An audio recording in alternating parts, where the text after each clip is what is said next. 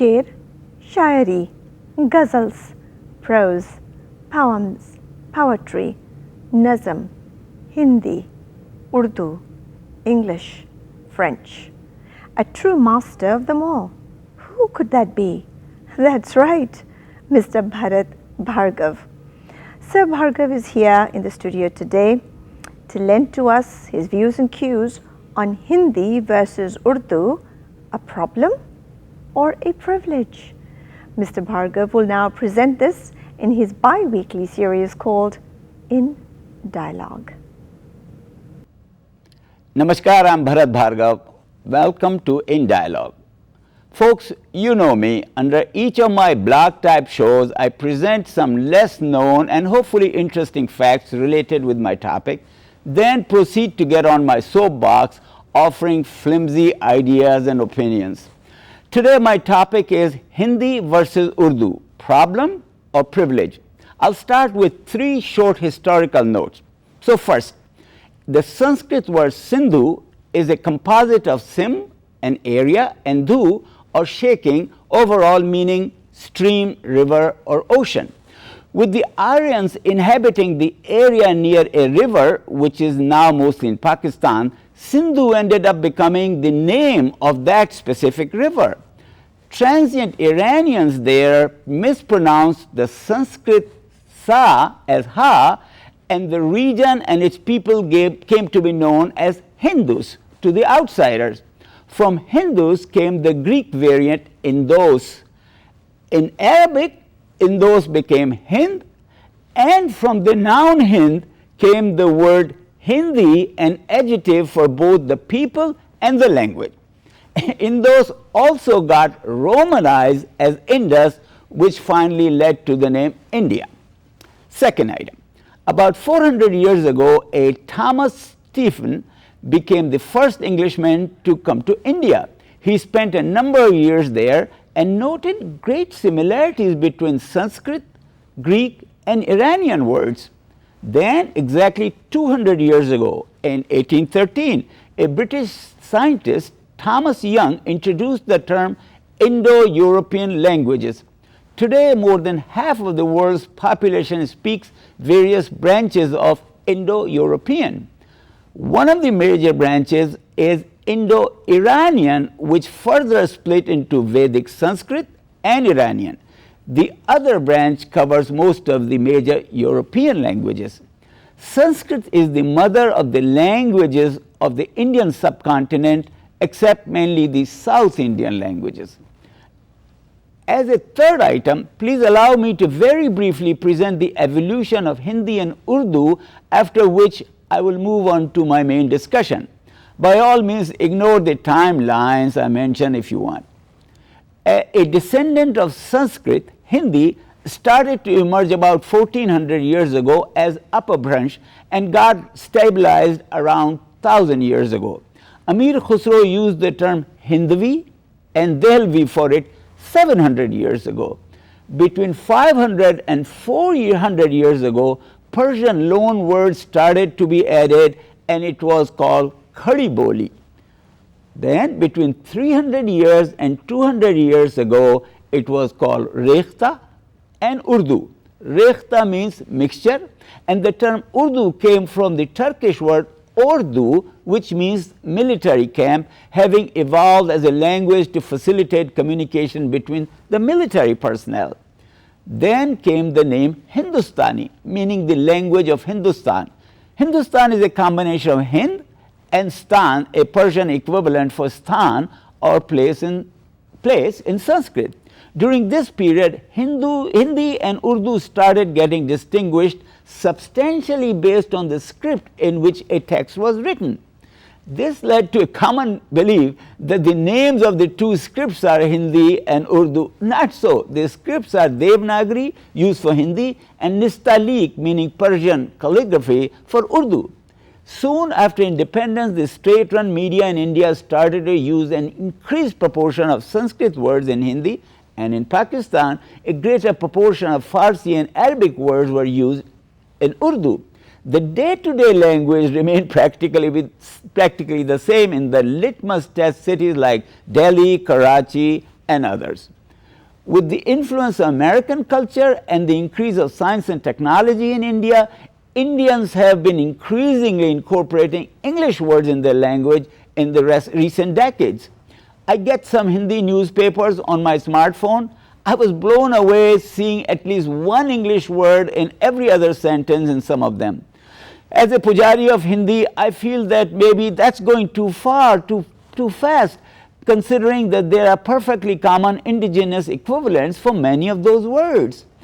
The most remarkable thing, though, about the Hindi newspapers is the precision with which they write English words in Devanagari.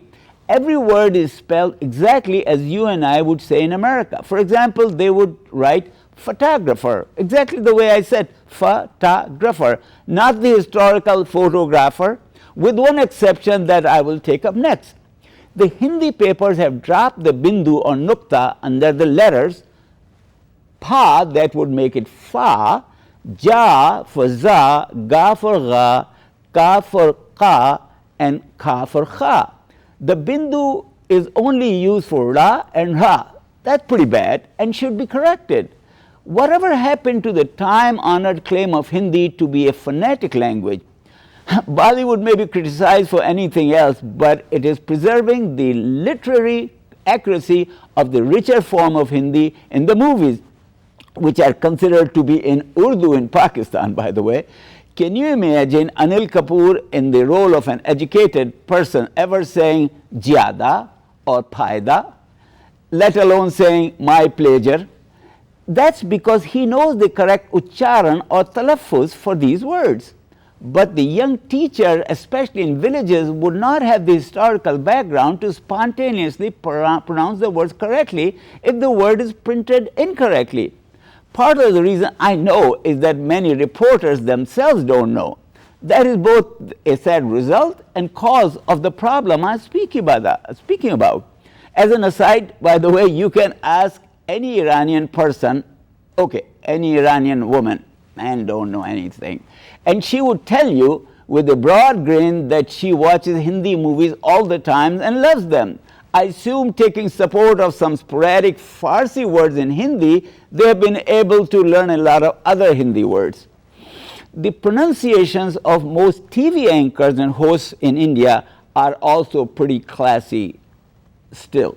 I submit that an incredible and popular genre of poetry called ghazal cannot be enjoyed if its vocabulary degenerates. As an example, let me recite a simple yet touching sher from Ghalib. Asad खुशी से मेरे हाथ पांव फूल गए, कहा जो उसने ज़रा मेरे पांव दाब तो दे. But could you ever tolerate, let alone enjoy, someone saying khushi or jara in it? It would be same as Are Baba shor nahi sor. But this sor was at least cute, coming from a simple illiterate man. Even Amir Khusro in his Qawwali, Chhap Tilak says, Khusro Nijam ke balbal jaye, instead of Nizam, lazily like an Allad Premika in Braj Bhasha. I'm not advocating voluntarily adding Persian or Arabic words as newsreaders in Pakistan may have done. What I'm saying is that there are thousands of words in Hindi deeply embedded in our day-to-day language already. Take gilas, ananas, kitab, lekin, ilaj, for example. We have to be able to write and pronounce them correctly. We already have a fully developed method of using dots for the sounds not intrinsic to Devanagari. We must not only use them, we should remain creative and agile for the sake of the future of the language. If needed, for example, we may have to find a way to write the sound ja in word like seizure in the absence of a Hindi equivalent for it. Seizure would sound pretty lame, don't you agree? By the way, wink wink, one tiny welcome byproduct of writing pa and fa differently could be that we will not have to hear educated people say gulab ka fool. There are many opposite examples also. In the West, the numbers 0 to 9 are called Arabic numerals because they came to the West from the Middle East. And what do you suppose these numbers are called in Arabic? Hindsa. I realize that some of the opposition in India to Urdu is a result of the unfortunate history between India and Pakistan. You may be surprised to know that even in Pakistan, some prominent leaders are opposing the use of Urdu there because it is the language of the Muhajirs, the immigrants from India.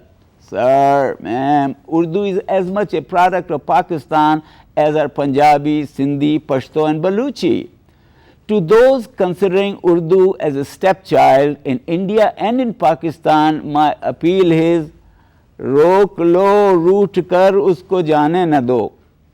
वैसे रूठना तो इस हसीना की फितरत में ही नहीं है.